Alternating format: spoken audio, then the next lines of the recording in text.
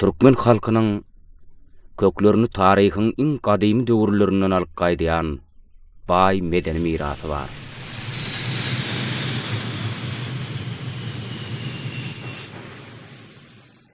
Muň şeýledigine nepis halk aýdymlanmazdyr, şirin mukamlanmaz. Gadymy ýadygärliklerden tapylan arheologik gazanlylar, babagamlar, aşyk aýdyň pir bilen baglanyşykly dören rawaýatlar, günnäwiriň meşhur alymlarynyň, taryhçylarynyň traktatlaryna, taryhy edebi işlerine berilýän maglumatlar, halkymyzyň durmuşyny çeper beýan edýän destanlarymyzdaky anyk misallar şaýatlyk edýär.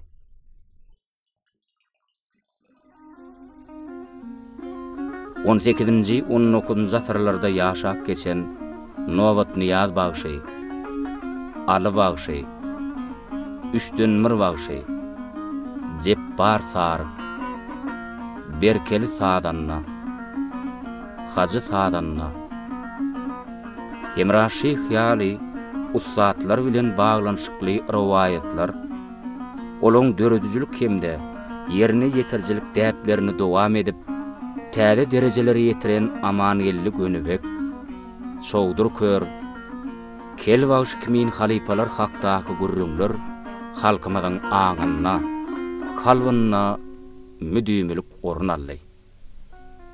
Şeýle meşhur halipalaryň taýsyz ussatlykları, çäksiz zehin paýhatlar bilen dören ajaýyp aýdymlanmaz, nusgu mukamlanmaz, umuma adamzat medeniýetiniň genji hazinasyna öwrildi.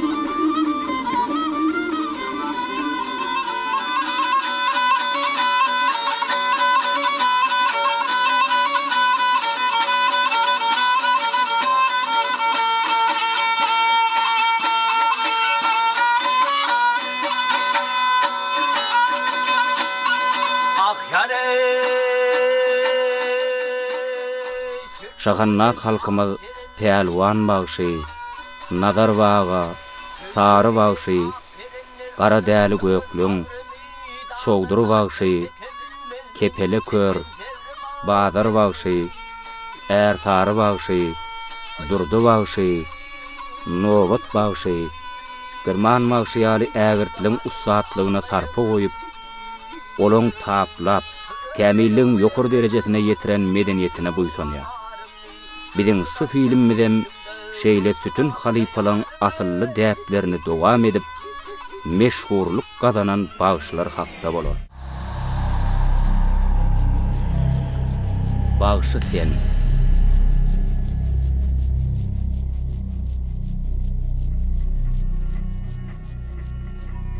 Türkmen bagşyçylyk sunuwatynyň saýlama tünleriniň biri, il içinde Çuwul bagşy ady bilen giňden tanylýan Maltymuluk arlydyr. Maltymuluk arlyýyf, Çuwul bagşy. Ahal welaýatynyň Kaki etrawynaky 10 owasyny dünýä inen meşhur bagşyň tiresiniň ady oň lakamyna öwrülip Çuwul bagşy bolup galyberipdir. Ýigitlik çağlaryny çenli dowdu owasyna ýaşap, aýdymsadyň ışgyny düşüp uran döwri Maltymuly ulu halipalar küýsäp başlaýar. Ilki Tejen, Murgap, Jeyhun boýlaryny biraz ýaşandan soň daşowda barýar. Şeýdibem welaýatyň ýylanly, häzirki Gurban Sultan ejadyndaky etrafyndan mekan tutýar. Şu döwür Pehlwan bagşy, sapar süýrentgi, Nazar baga, öreşi hyal ussatlyň kämillik derejesine ýeten çağlardy. Gökdäki dile ýerde owşan Maltymuly, olaň gor waýlygyna teşnelik bilen aralaşyp, üýtgeşik owazlaň, täsin usullyň ummanyna düşýär.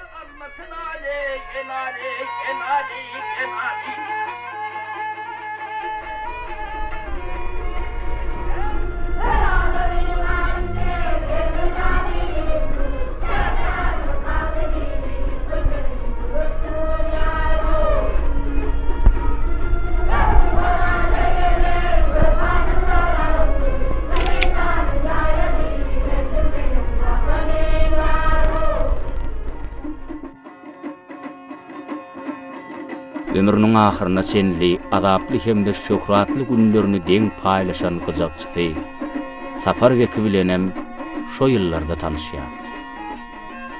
Herzi öz bolşuly mektebe öwrülen halypalaň ýerine ýetirjilik aýratynlyklaryny, joşgunlyk kalbyna siňdiren magtymly bagşyň döreden, uly ýolunyň esasy alamatlary, usullary şo ýyllarda peýda bolýar.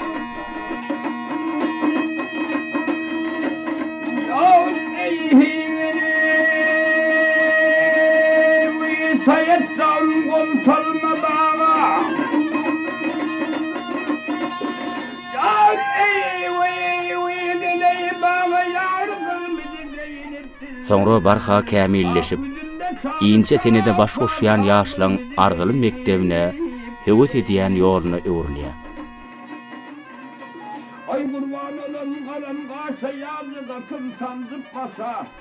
Muny Akjul Muradowa, İleman Annayev, Sülgün Meretgelliwa, Tüýli Otodow, Bally Mätgelliw ýaly atly bagşylaň ýene-de ençemesiniň mysalyny görýäs.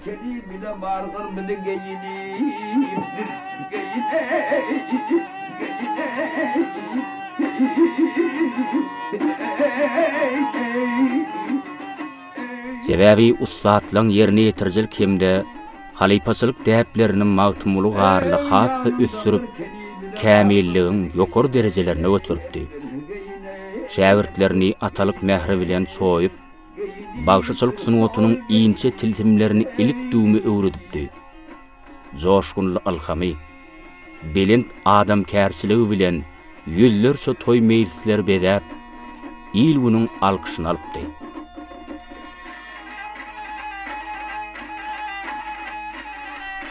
Halk destanlarynyň 20-den hem köpsüni ýüllerçe tirme aýdymlaryny ýokary ussatlykda ýerine ýetirip, milli bagşyçylyk sunwatymyzda täze, öz bolşuly ury esaslandyran çuwal bagşynyň ogly, Jumaul Magtymly hem şol akawaň şirinden şeker datly suwundan içip ganyp, zehilini sadanna kämil bagşy bolup ýetişdi.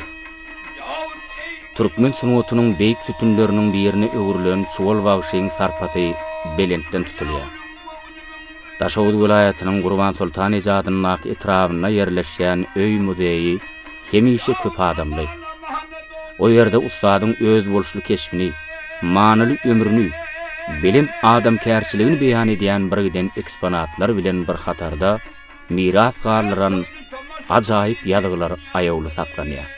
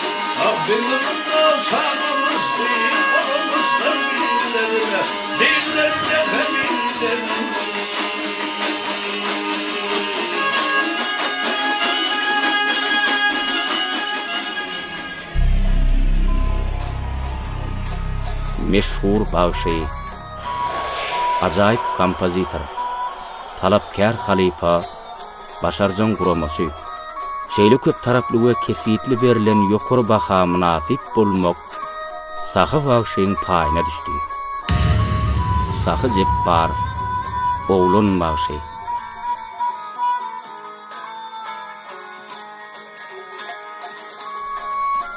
Seniz 12 ýaşyndaky iňçeden näzijek sesine bat berip aýdýan dartuly aýdymlary arkaly oğlun bagşy adyny alan Sahy Jebbarowyň ilkinji halifasy agasy Allahyberdi Jebbardyr. Garnaşy we owadoşy Şeyh Durdu gara bolupdyr.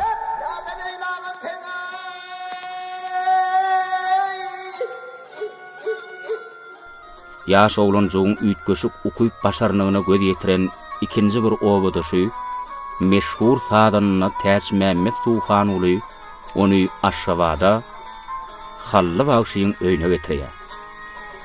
Düşmanlar gelip karşımda vay yar edeyim. Şeýdigen oğlan bagşy bilen Hallı bagşyň halifa şägirtlik gatnaşygy başlanýar.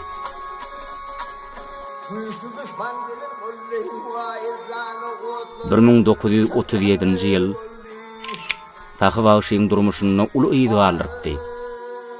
Türkmenistanyň hökümeti uly aýdymsa toporuny döretmegi we oňa ýol başçylyk etmegi tapşyrýar.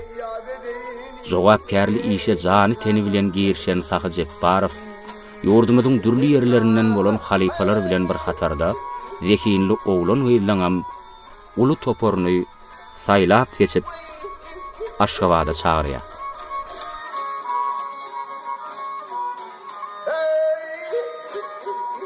Täze döredilen şo toporuň saz ýol başlygyna bolsa Täç Mämmed Suhan ulyny teklip edýär.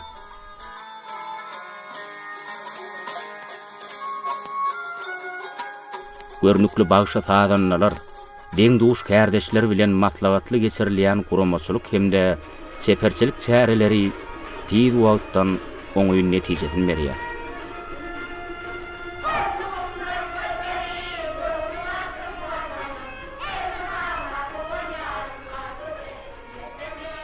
Bir 1938-nji ýylda täze dören aýdymsa toporunyň döwlet derejesindäki ilkinji hasabaty üstünlükli geçýär we Sahy Jebbarow Türkmenistanyň halk artisti diýen belent at takylýar.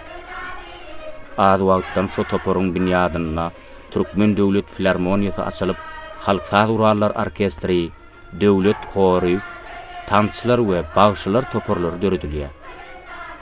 Sahy bagşy şo döwürden tä ömrüniň ahyryna çenli Türkmen filarmoniýasyna ýerine ýetirjilik işini alyp barýar.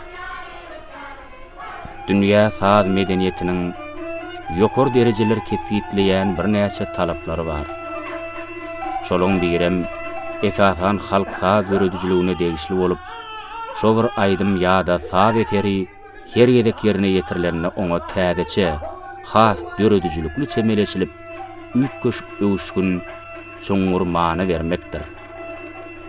Şeýle talabyň aňyrýany bilen ödülenligi Sahy bagşydan miras galan pelek ömrüm, syktym güller, düşmüş, selvin ýadgark, hajyolok, gelinler kimin aýdymlaryň mysalyna aýdym görnýär.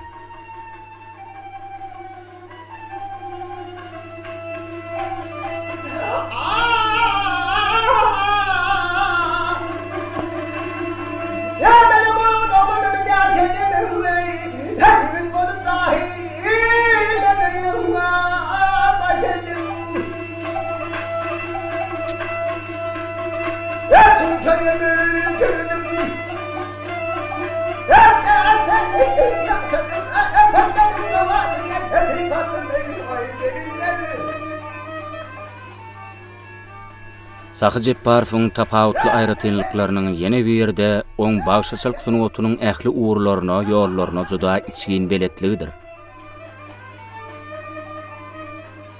Şeýle aýratynlygy Hallı bagşy, Nowat bagşy, Nazar baga, magtymly garly dürli hörpli uly halifalar köp diňläp gadalypdy.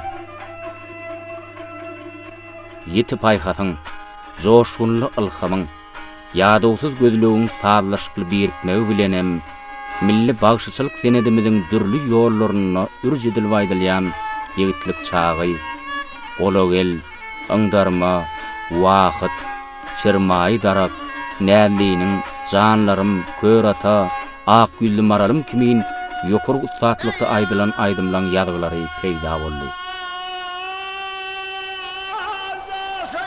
Şo ýazgylarda bagşyň ýanyna Çar Täsmämmedew, Ýagmyr Nurgelliýew, Uras Saryf, Çar Gurbanow, Ata Awliýew, Akmurat Şaryf ýaly zehinli sadanlar çalpdylar.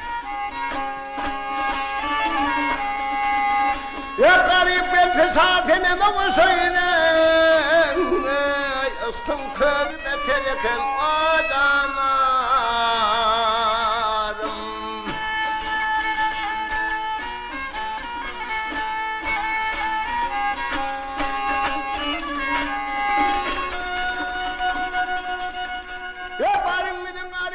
Geçen asrın 40-njy ýyllarynyň başynda Türkmenistanyň hökümeti ýurdun aýdymsaz ýörediýän zehilli kompozitorlaryň bagşy sadanlaryň işleriniň netijeligini hassa ýokurlandyrmak maksady bilen guramaçylyk toporuny tasdikleýär.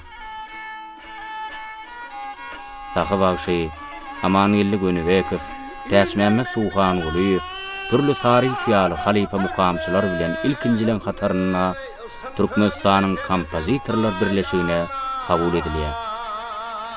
On uzak ýyllaryň dowamyna döredýän şahyrim, nefessen, altyň biri, nälerden ýaly hakyky halk aýdymlaryny öwrülip giden eserleri uly meşhurlyga eýe bolýar.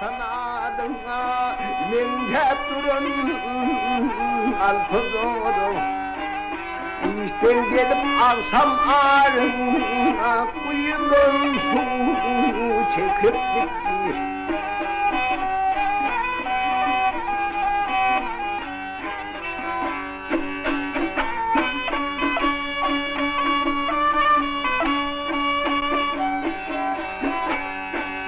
Aklım aldı, aldı, gel bakıcı.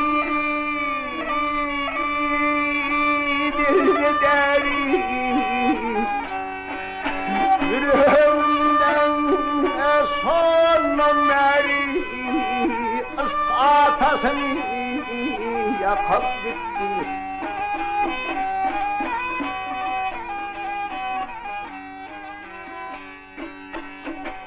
Türkmen dutarçylyk sunuwatynyň sütünü halipalary bilen köp ýyllaryň dowamyna bile işleşen saha bagşy olaň çalan ajaýyp mukamlaryny kän diňläp, ilik duwmy öwrenmäge ýetişipdi. Sonra bolsa şo çalşarymly saatlar esasyna halk aýdymlarynyň täzeden işlenen nuskalaryny döretdi. Muny gazalyörük, gazalyynjik, ýüsübowan ýaly mukamlara sanalan aýdymlaryň mysalyna görýäs.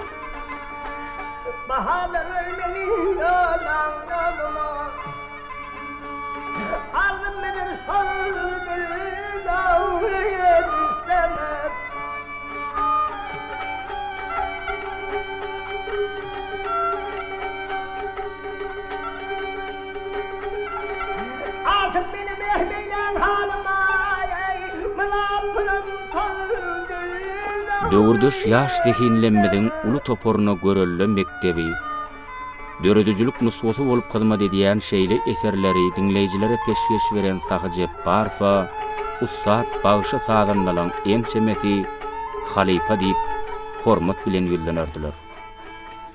Görnükli denan bagşylanma Nawat Nur Muhammedowadyr, Nur Cemal Adiyewanyň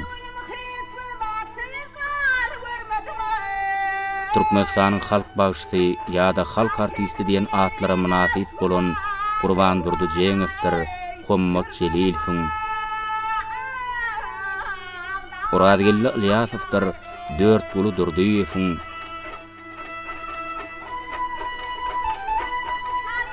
Hojawly Diwanayewdir, Mäne Garaýewiň we ýene-de onlar şo sunwat ustatlarynyň kämillik derejesine ýetmeklerine sahawaň täsiri bimeçberdir.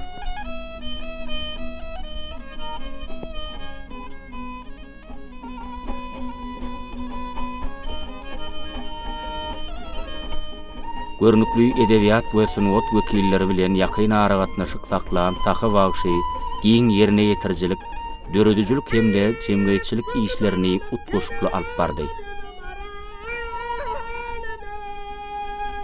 çağılykdan oglanmak üçün lakam berilen manyly ömrüni halkyna bagş eden Sahy Jepbarow 1977-nji ýylyň Tomson'na dünýeden ötdi. Bir näçe ýyldan soňam oň bitiren biýmeçgür işleri gözeňinde tutulup, ýurdumyzyň hökümeti Türkmenistanyň Maltymuladynaky döwlet bayragyny bermek hakda karar kabul edýär. Ağzından porse verse tomoşa eýlen bize senin zana tapşyryň turun gaýdym ey wede.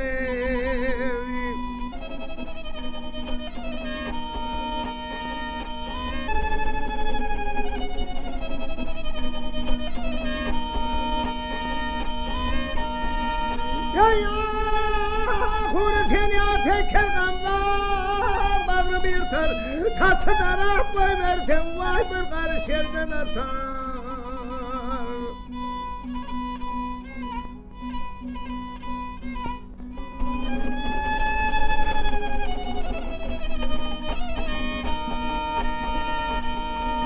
Ya mukamına telhem zaman elem tutar Hal zamana yaşıp men vay vagan günden meter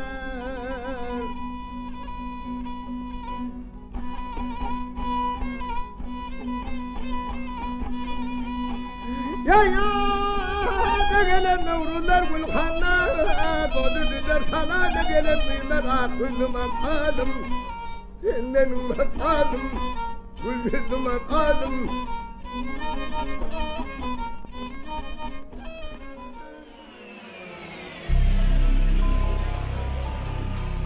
Biziň inniki urrunny Türkmeniň meşhur sunwat ussatlarynyň biri bolan Nowat Amansaga dogulunyň ýerine ýetirjilik däplerini dogam edip, Türkmenistanyň halk bagşysy diýen adamy nasip bolan Ödünýaz Nowbatow barada bolar.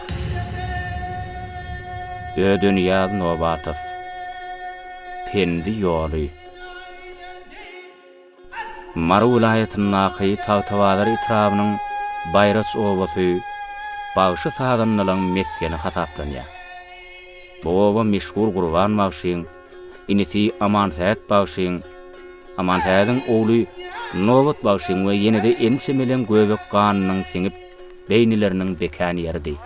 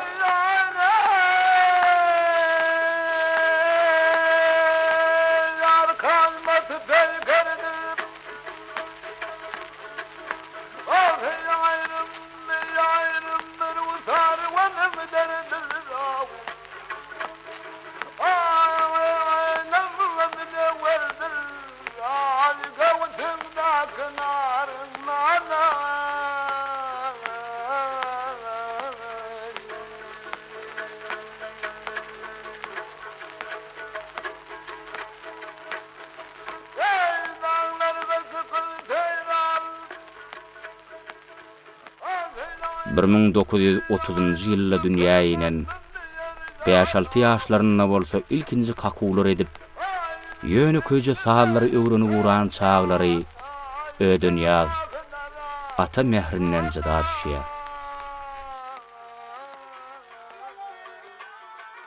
Ine şo döwürde garly bagşy ileman ogly Ödünýazda tälim bermegi ýüregine döwýär. Halipa şagirtlik däwiniň esasy şertleri berja edilip geçilen gysga döwür oňyň netijesinen berýär.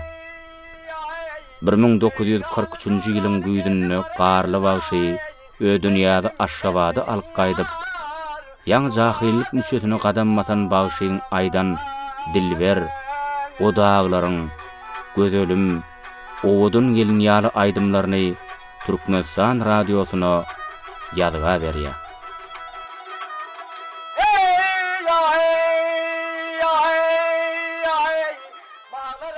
Yaş zekiniň Sahy Jepbarow bilen tanışlygym şonda başlanýar.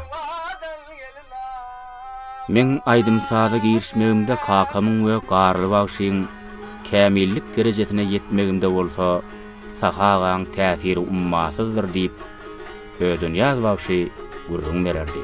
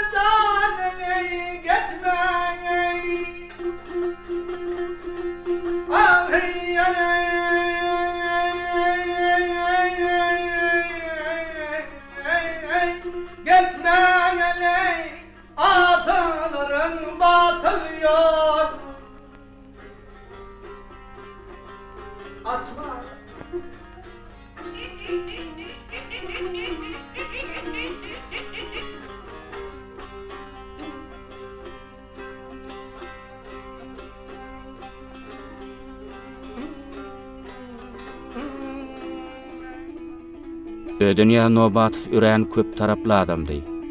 Bir görsöň tirim aydymlaryny aýdyp oturanlar, bir görsöň dessan. Dutardyr gargy tüýdükde gadymy aydym heňleriniň sazyny solaryny edberlik bilen çalardy.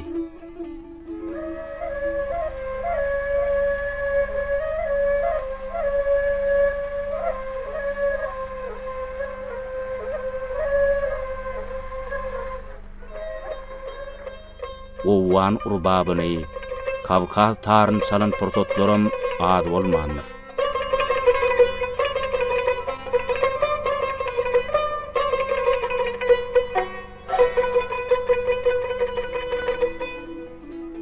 Ödünýät halipa etrabyň höwetçiňlerine ýol başçylyk edip, ýaşlaň sunwat ýoluny düşmeklerine uluk goşunt goşdy. Olar üçin täze aydym saatlarym döredipdi. Kutşoň urada ussatlyga ýetişen tagtawadarly bagşy sazanlanan köpüsi ony hünär atalar hasap edýärler.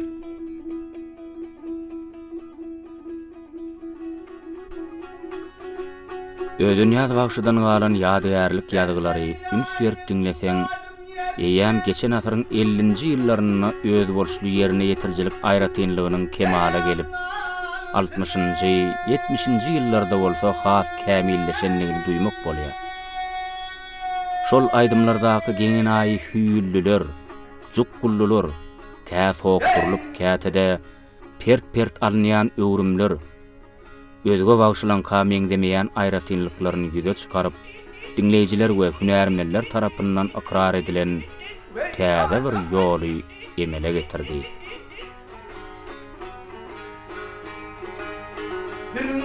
Dumany gitme, üstümün dumany gitme, haypi gelme hılar.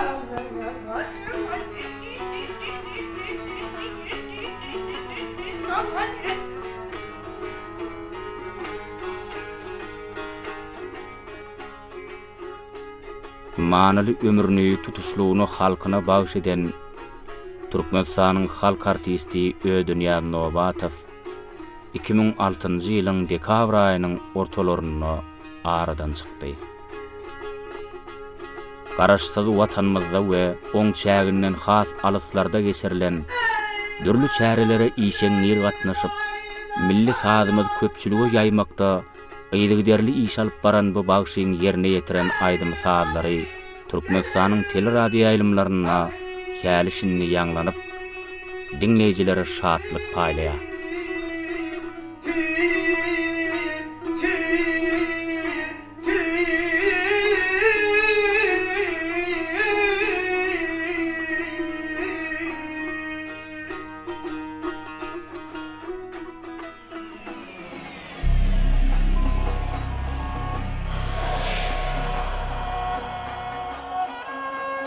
Bagşy diýen hormatly adamy nasip bolanlaryň ýene birem Nurberdi Gulufdyr. Nurberdi Guluf, şopon ýaly.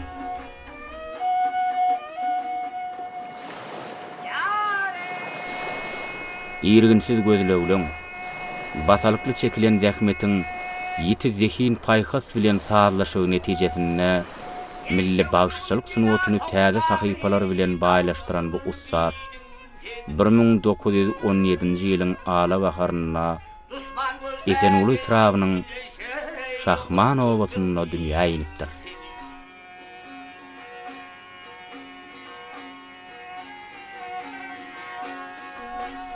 Balkan vilayatyna öňe bösen bir giden atly bagşy sadanlaryň kämilligine ýetmegine uly täsir eden Nurberdi halipaň gazaply durmuş we döredijlik ýoly bar.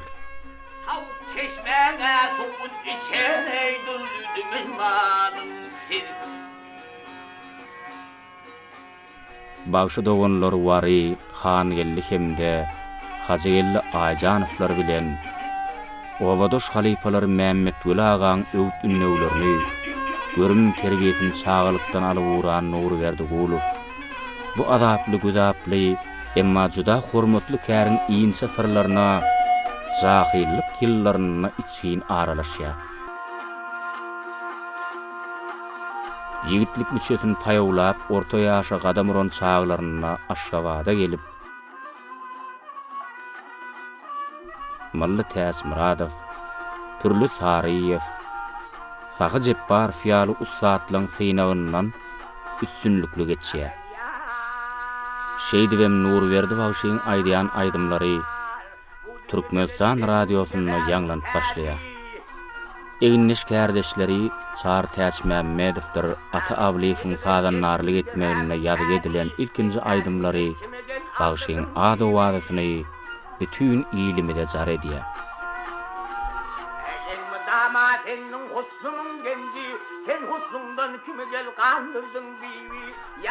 İlkinji şowlu çykan ýazgylaryna göwünü göterilip, alhamy joşan Nurberdi Guluw 4-5 ýyldan soň ýene-de şo sadanlar bilen bir näçe aýdym ýazdyrýar. Bagşyň ussatlygynyň kämilleşýänligini aýan eden täze ýazgylar Nurberdi halipaň awraýyny artdyryp, Türkmenistanyň at gazanan artisti diýen hormatly ada eýe bolmagyna getirýär. Ussatdan ýadygärlik galan 90 oly aýdymyň ýazgylaryna Saparoly Işanoly, Ýagmyr Nurgelliýew, Garýagdy Aliýew ýal görnükli sadanlar bilen birlikde Aşyr Gurbanow, Berdi Berdiýew, Ulmergen we Gulmurat Gulowlar ýaly şägirtlerem ýanyna çalypdylar.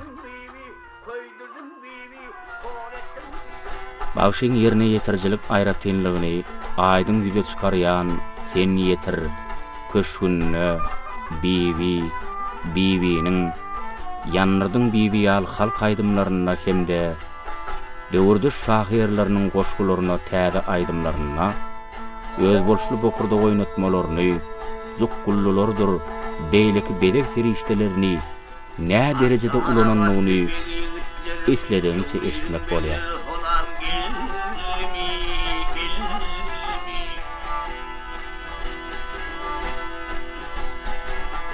Azgaları tilkir gözler mezane Söylüydüm böyle falan gelmi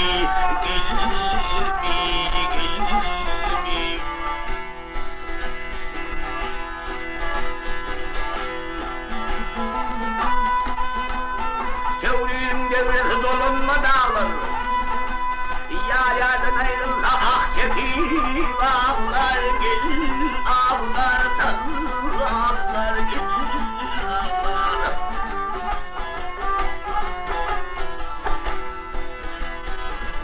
Atıl helalidir gül bolsa bağlı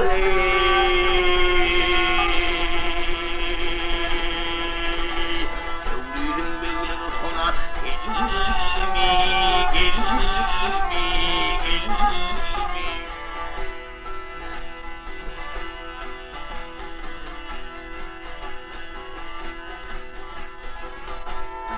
Zehinli ýaşlaň ençemetine nusga bolan meşhur bagşa 1977-nji ýylda Türkmenistanyň halk artisti diýen hormatly ad takyldy.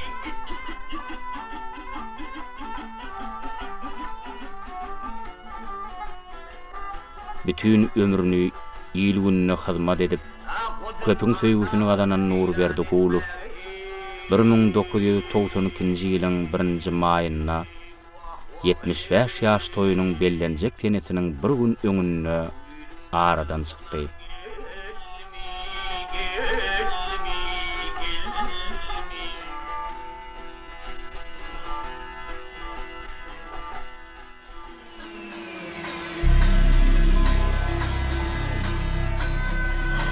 Lewat sevitlerinin häzirki atly bagşylarynyň ussatlygy bir çene ýeten sadanlanan haýty ýüri bilen gurulňdaş bolsaňam mutlak bagşyny hormat bilen ýatlaýarlar.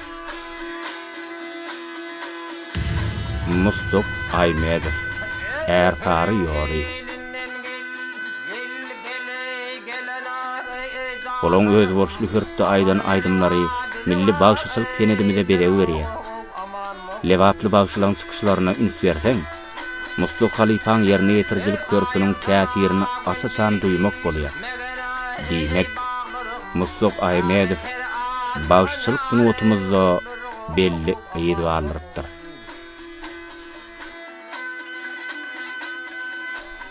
Bir 1910-njy ýylda Hojamaz etrawynyň Burdalyk obasyny dünýä inen Mutlak Aymedowyň gaşyna oturup ilkinji dinleýän bagşy hemde esasy halipasy Hotçu bagşy bolupdyr. Ussadynyň uly toýlary awraýly sowuşuny kän gedek gören Mustaňam ilhalar bagşy bolupy gelýärdi. Ýigit kalbynyň arzuwynyň murat tapmak üçin gözlegde geden ýaş zehin, soňra öwliýa uly bagşy Maul bagşyaly Ersary bagşyçylyk urunyň halipalarynyň köp zatlary öwrenýär. 1951-nji ýylda bolsa Esenmeňli obasynyň mektebiň höwesçiler toporuna ýol başçy bellenýär.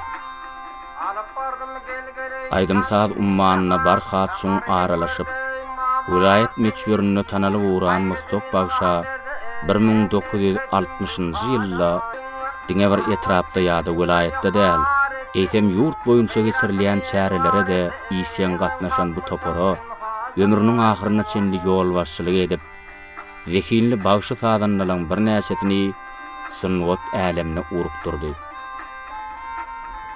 Geçen asyryň 60-njy ýyllarynyň 1-nji ýarmynda Mustafa Aymedowyň hoşowally aýdymlary ýurdumyzda giýinden ýaýrap başlady. Şo döwürde Aşgabada Türkmenistanyň halk artisti Çary Täçmemmedowyň ýol başlygynyň aýdymsal toporuna gelip, halipalary bilen bir näçe günläp işledi. Ussatlyň ak patasyny alan Mustafa Aymedowyň demir donly, gayrat, halal bolsun, garasat ýaly aýdymlarynyň sany artyp, soňra 4-5 oýnama ýetdi. Mutlak bagşyň ýerine ýetirjilik aýratlygyny dolu görkezýän şol aýdymlaryň has şowly çykanlary bolsa, Türkmen telewizionyasy tarapyndan surata düşürildi.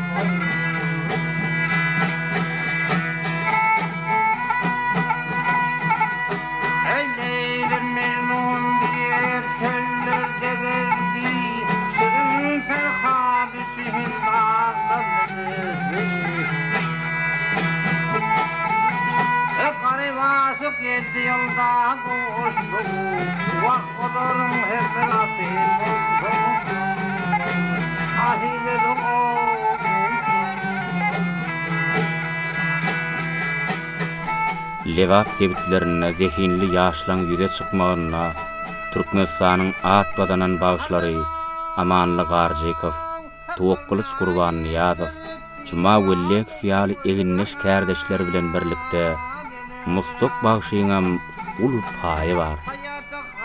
Bu çulun görüllüsini erip Musa uly ýadım Rada, Haytly Mehmet Durdiýew, Allah şükür Çariýew, Seyit Murat ýadım Rada, Gurwandyrdy öwüz fiýaly ersary bagşyçylyk uğrunyň görnükli wekilleri kemale geldi. 1964-nji ýylda Türkmenistanyň at gazanan bagşysy diýen hormatly adamy nasip bolan Mustok Aýmedow 1983-nji ýylyň güýdünde 73 ýaşyna aradan çykdy.